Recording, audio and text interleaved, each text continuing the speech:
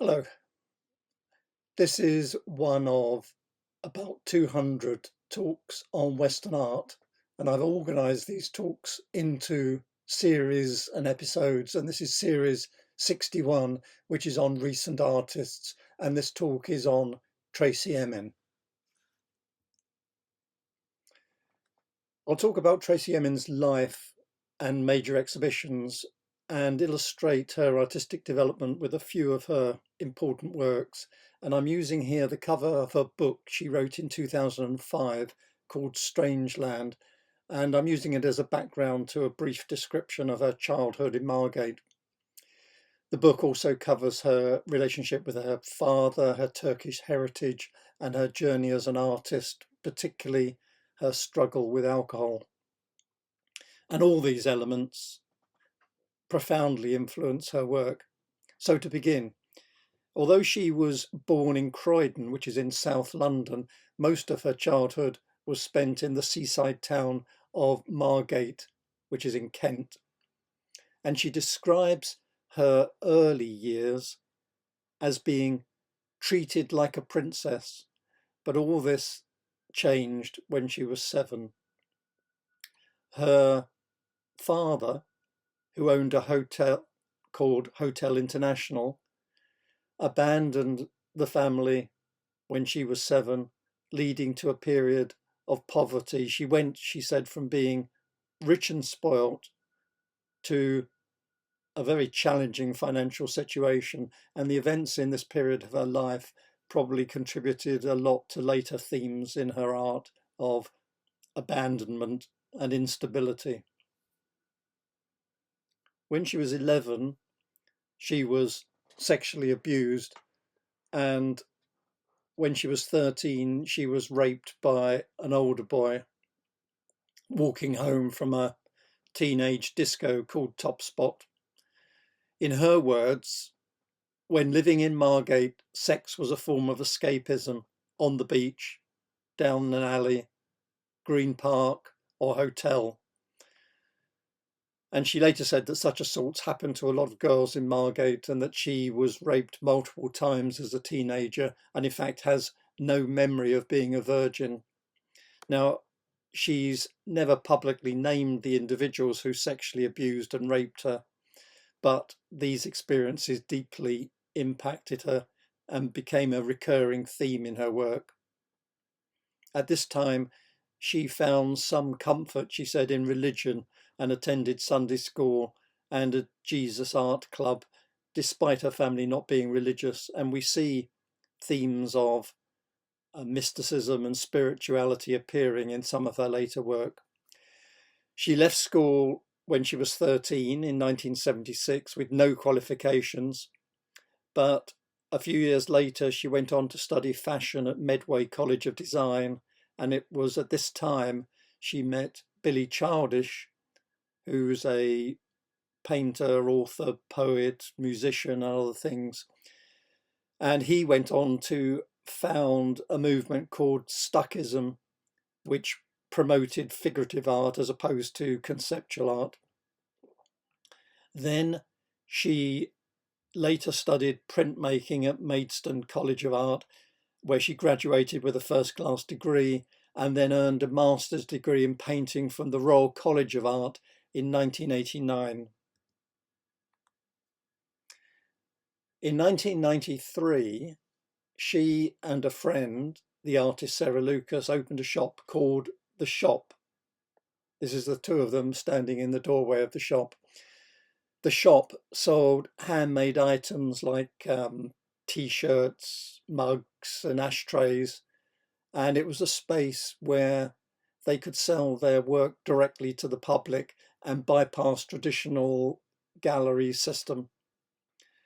It was about this time that the term Young British Artist, or YBA, started to be used to identify a new generation of young artists.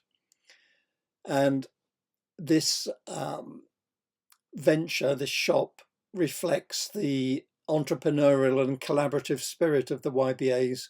Many of the YBAs graduated with a BA in fine art from Goldsmith College, and some were trained at the Royal College of Art. Key figures included Damien Hirst, who organised the seminal Frieze exhibition of 1988, and artists like Sarah Lucas and others. Also in this year, 1993, she had her first solo show, My Major Retrospective, at the White Cube Gallery. But Emin's recognition as a YBA came slightly later than the artist that I mentioned. She wasn't part of the original Frieze exhibition.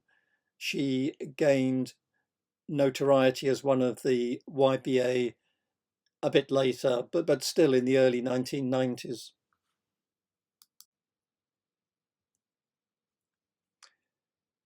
Exploration of the Soul is a handwritten autobiographical book that Emin read out from during a US tour in 1994. This tour was organized by her and her then partner Carl Friedman. What they did is they drove a Cadillac from San Francisco to New York, and on the way she would stop and hire venues where she would read from the book, and that helped finance the trip. It was a modest tour. In Detroit, for example, she read to 50 people in a venue that could hold 1,000, but nevertheless, she is said to have raised about £6,000, which covered their flights, accommodation, and various experiences across the US. The book is a deep dive into her childhood and personal experiences. It's now difficult to obtain. It's essentially unavailable. It was published again in 2003, and it helped to solidify her reputation as a confessional artist. It's a collectible item now. It was written on blue A4 notepaper, and it's a poetic text recounting significant moments in her life up to the age of 13, when, as I said, she was raped. I'll just read one small part of it. The moment of my birth into this world, I somehow felt a mistake had been made. I couldn't scream or cry or even argue my case. I just lay there, motionless, just wishing I could go back to where I had came.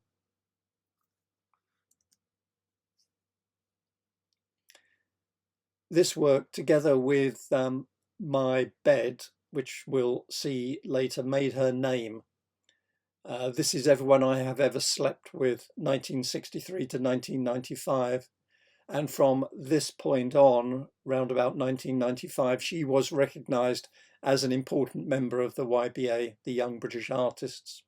It's a tent, appliqued, with the names of everyone she had ever slept with from her birth to 1995, and it was first shown at Charles Saatchi's Sensation exhibition at the Royal Academy in 1997.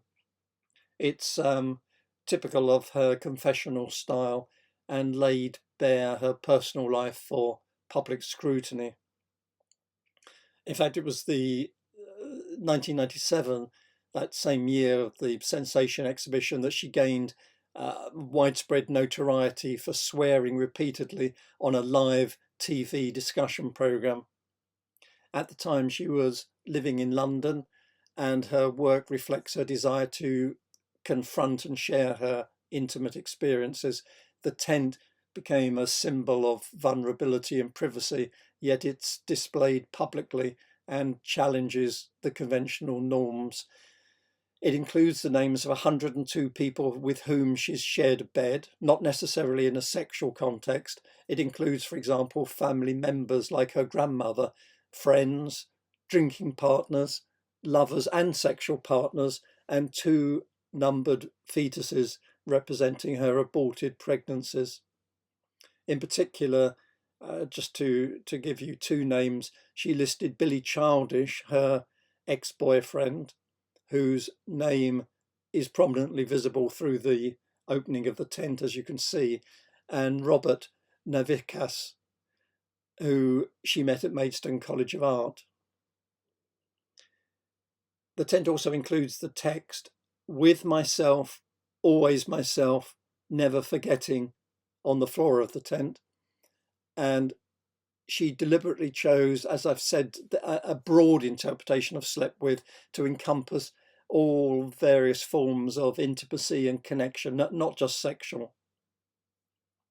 And just to mention at this point, this tent and the beach hut we'll see later were destroyed in a fire at the Montmartre storage warehouse in East London in 2004. And Emin and many other artists lost their most important work there, but they found that the press and many people in the public mocked the loss and thought the YBA artists were charlatans. Emin was obviously angry and disappointed at this reaction, but she did add that with all the disasters in the world, quote, "It's very difficult as an artist to say that I'm very upset, that I'm going to cry because my art has been burned," end quote. This is perhaps her most famous work, My Bed. It's a ready-made installation. It's her own unmade dirty bed. It includes around the bed used condoms, blood-stained underwear and other personal items, and it was at a time, it reflects a period of severe emotional upset, of flux in Emin's life. It was exhibited in 1999 as part of the Turner Prize nominations, and it serves as a physical manifestation of the state of emotional turmoil that Emin was living in at the time. She had her first solo exhibition in the US at the Lehman Malpin Gallery. And it was at this time also that her former boyfriend, Billy Childish, called her work Stuck, inspiring the name of the Stuckism movement, which, as I said, was in favour of figurative art and critical of conceptual art. Her relationship with Childish had already ended in 1987 when she moved to London to study at the Royal College of Art. This installation piece is her actual unmade bed, and while not directly depicting childhood events, it represents a period of trauma and depression in her life, so it's connected to her earlier experiences.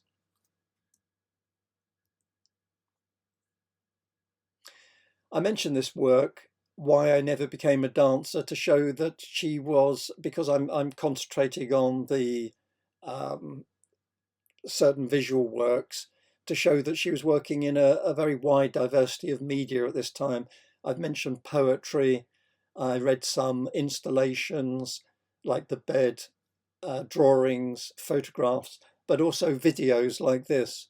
Why I Never Became a Dancer is a video piece in which Emin recounts her experiences of being raped at the age of 13 and how it affected her life. It's a powerful example of her use of autobiography in her art. And it was at this time she was reflecting deeply on her past and its impact on her present life.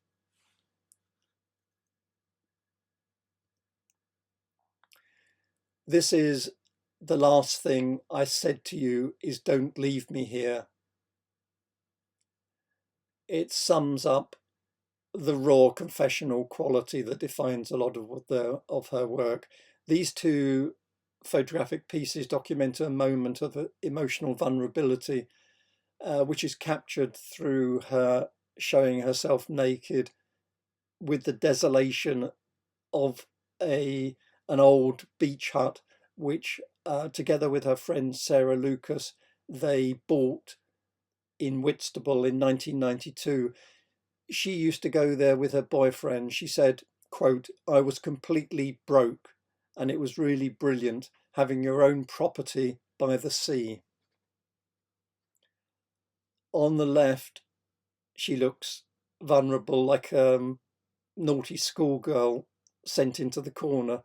We can see a small tattoo of a scorpion on her left shoulder, a gold-coloured necklace round her neck, and on the right she's kneeling with her eyes closed in a position that suggests prayer. When she was asked why she photographed herself naked, she said, quote, "The hut is a bare and naked thing. I thought it made perfect sense if I was." She's a lone figure in a bleak, wintry surroundings of a hut, invoking ideas of isolation, memory, abandonment. And the title itself, The Last Thing I Said to You is Don't Leave Me Here, sounds like a desperate plea, a cry for comfort, a plea against solitude. This is an important mixed media work that explores themes of motherhood, pregnancy, and personal identity. There's two main parts to it, as you can see. There's a glass display case, which is called a vitrine, on the left, and 5 framed pieces of text on the right. The children's shoes in the vitrine symbolize potential future children. The accompanying text provides an insight into her personal thoughts and feelings about pregnancy and motherhood. It's called Feeling Pregnant Too, and it's characteristic of her autobiographical approach to art, which draws on her personal experiences. And you can see how she often combines visual elements with text to create a narrative that engages the viewer with her intimate thoughts and experiences. It's been exhibited in many galleries, and it's become a notable piece of her body of work.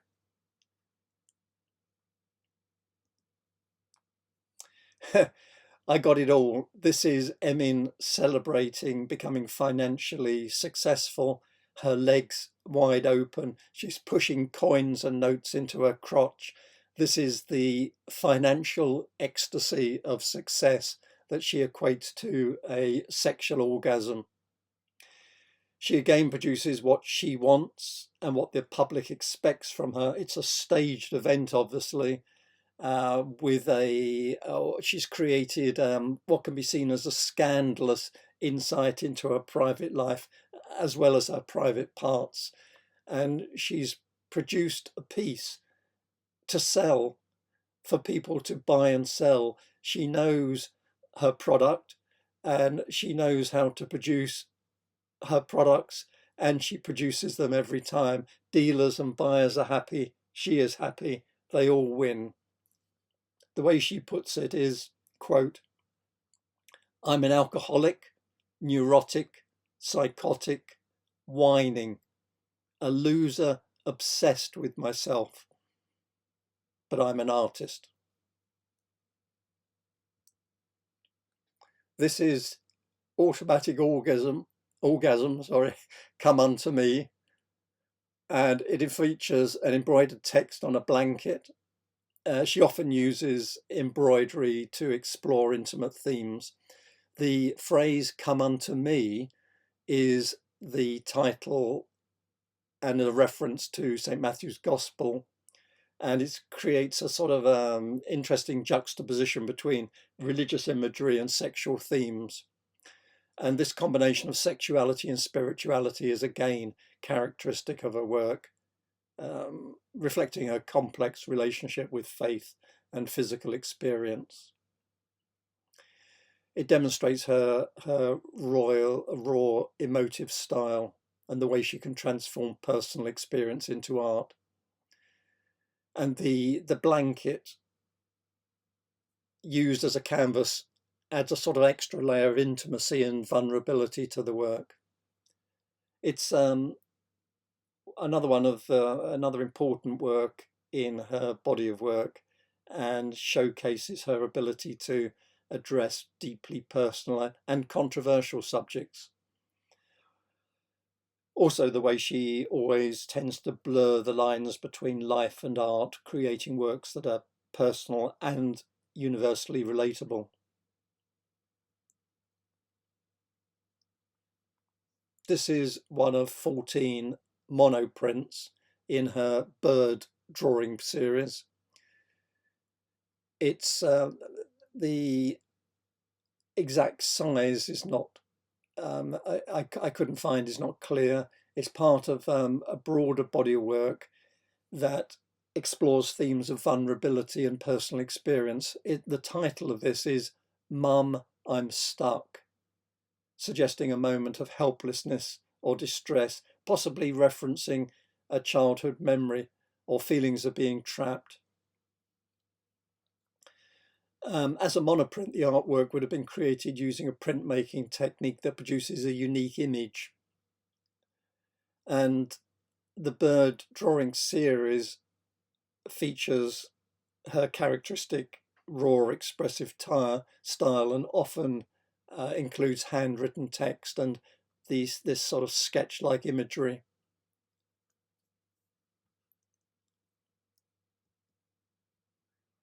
Now we come to 2007. It was in 2007 that Tracey Emin was selected as the sole British representative for the Venice Biennale, the British pavilion there. It's a significant honour for any artist, and Emin was only the second solo British female artist to exhibit at the British Pavilion. The other female artist was Rachel Whiteread in 1997. The title of the exhibition that she created was Borrowed Light, and she created a number of works specially for the Biennale, and we can it includes embroidery, sculptures, watercolors, drawings, painting, neon lights, and you can see here at the entrance the a neon sign on the left and a bird in neon lighting on the right, and through the door you can see sculptures and small drawings. If we go inside, we can see various works by Emin, and one work that was popular was called Singing Bird. This work, specially created for the event and produced as a lithographic temporary tattoo in an edition of 1500. This exhibition marked a significant milestone in her career and showcased her versatility across different media, as you can see, and highlighted her ability to create works that are personal and also universal. She produced a book called Borrowed Light of the work in the exhibition, and that same year, 2007, she was made a full academician. 2 years later, in 2009, she produced this, a book, 1,000 Drawings. It's a collection of her work on paper, an expose of her life as an artist, and it's a collectible artifact in itself. Currently, I saw one on sale on Amazon for £770. She edited the book herself from an archive of work that went right back to the late 1980s. Then in 2010, she joined with Paula Rego and Matt Collishaw for an exhibition at the Foundling Hospital in London. The Foundling Hospital was set up in the 18th century by various people, including Hogarth. And for this series, she created a number of works called Baby Things. This is Baby Things Mitten, and it's cast in bronze, and the series includes baby items like a tiny sock and a teddy and the mitten shown here. And she included text and personal ephemera relating to memories of her family, to lost children, and she also exhibited a blue neon work, Foundlings and Fledglings, which was displayed on the facade of the museum.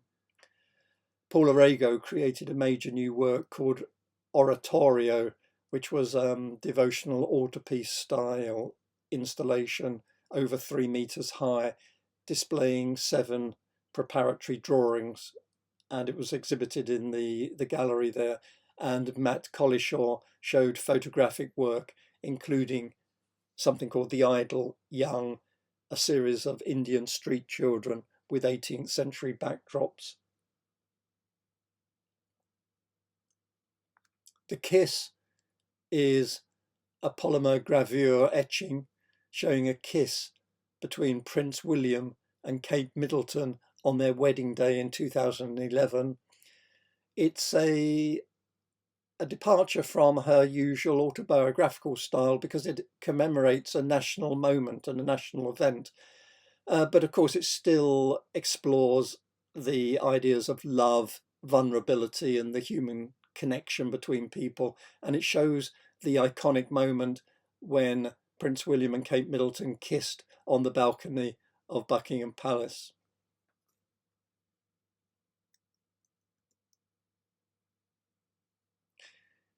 Emin describes the landscape here in Laying with Olive Trees as a dreamlike place, a cross between a desert and an ocean.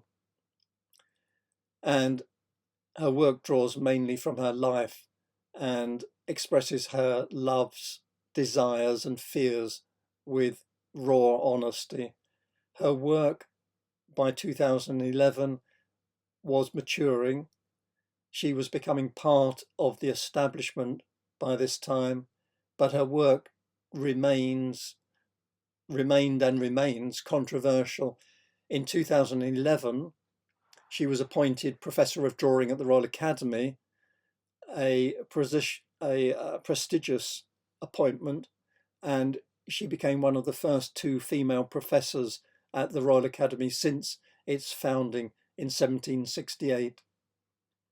The following year, she produced a poster and a limited edition print for the London 2012 Olympic Games and the Paralympic Games, and she had the honour of carrying the Olympic torch through Margate.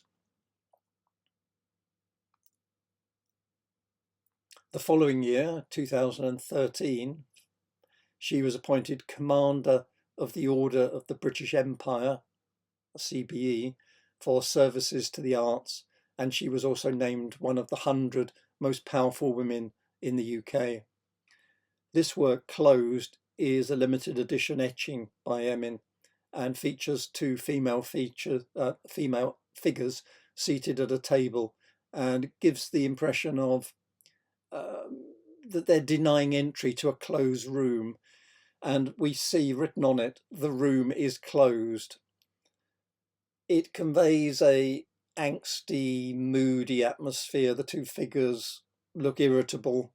One's got a downturned mouth, contributing to the sulky mood of the piece, probably based on a personal experience. It's featured in several auctions, and just to give you an idea of the prices of her prints, they range from, for this work, Closed, from 750 to 2,750, depending on the source and the specific condition of the print. I thought I'd mention at this point, if you're wondering about the sketchy nature of her drawing, she said, quote, "Sometimes magic things happen. It's just something within the process. I don't like it when the drawings get too neat. It looks like a machine's done them, so it's no good. It's got to be real."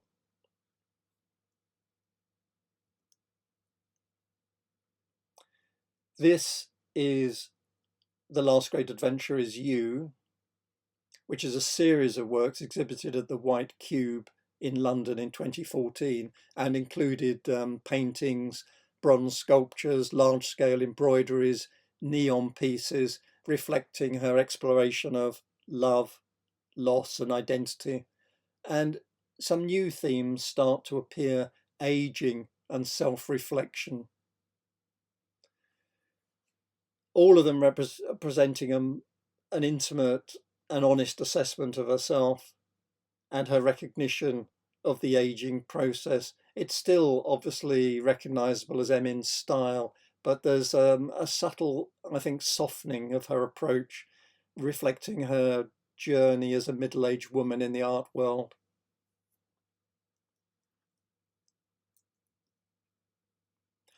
This is a very public piece. I Want My Time With You, in pink, at St Pancras International Station in London. It's located above the Grand Terrace and it's visible from the road outside, Euston Road. It's 20 metres long and spells out the words, I want my time with you, in her handwriting. It is hung up by wires and it's the largest textual piece that she's produced. She said that it's a romantic gesture, imagining being met by a loved one at the station. She also said it's a message of love to Europe, because it's the St Pancras International Station where the Eurostar train stops. And she said that she hopes to be met at a train station in a romantic way herself. It was commissioned by the Royal Academy of Arts, HS1 and St Pancras International.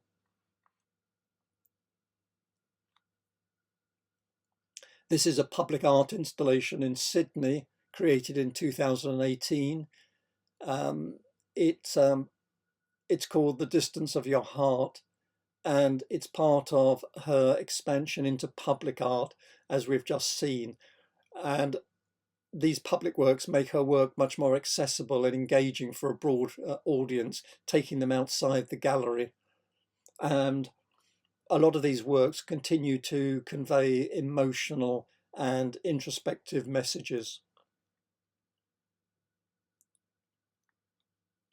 I Love My Innocence was made in Margate and was inspired by the theme of childhood. And you can see her recent work, this is 2019, still has uninhibited energy. And she's still showing us the emotional turmoil, using her own body to connect with her own history. Her work has been compared with the moving realism of Cathy Culvert's, the modernist angst of Edvard Munch, and the heightened sexuality of Egon Schiele. And she's showing here a work that was widely praised by the critics. I mentioned Munch. In 2020, she exhibited at the Royal Academy at an exhibition called The Loneliness of the Soul, and her work was shown alongside that of Edvard Munch. It was also the year 2020 when she endured and survived a battle with bladder cancer. The experience of recovering from cancer has influenced her creative process, and her work now explores themes of survival and mortality. She said, quote, "Once that happened, once I got it all out, I started researching more about art and other techniques."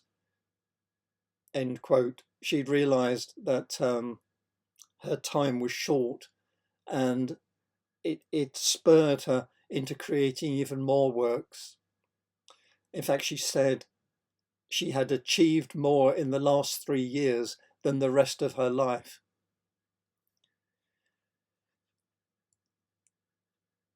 This is one of her more recent works, 2022. It's called The Mother. It's 9 meters tall. It's bronze artwork installed in Oslo, Norway in June 2022. It was commissioned by the city of Oslo, and they intended it to become a landmark for Oslo's harbour area, and it was selected following an international competition in 2018, and it's now on the Inger Munch pier outside the Munch Museum in Oslo. It's placed, as you can see, in a flower meadow, which is seeded with seeds collected from a fjord, the Oslo fjord. It weighs 18 tons. It's composed of 142 bronze pieces welded into 5 sections, and it required some 8,000 hours of craftsmanship. It was cast in London at the AB Fine Art Foundry. What we can see is a large kneeling female figure, appears to be holding something invisible, and it represents motherhood, femininity, and protection, and it's intended as a companion to Edvard Munch's artistic spirit. In case you're wondering, it was transported from London to Oslo in 5 separate parts, and then it was assembled and welded together on site in Oslo. It's her largest sculpture to date, and it's a significant addition to Oslo's public art landscape. Coming up to more recent 2024, Emin was appointed Dame Commander of the Order of the British Empire. So it's Dame Tracey Emin now. And she said the first person to congratulate her was the singer Elton John. This painting, 2024, I Followed You to the End, concerns the pain associated with love and relationships.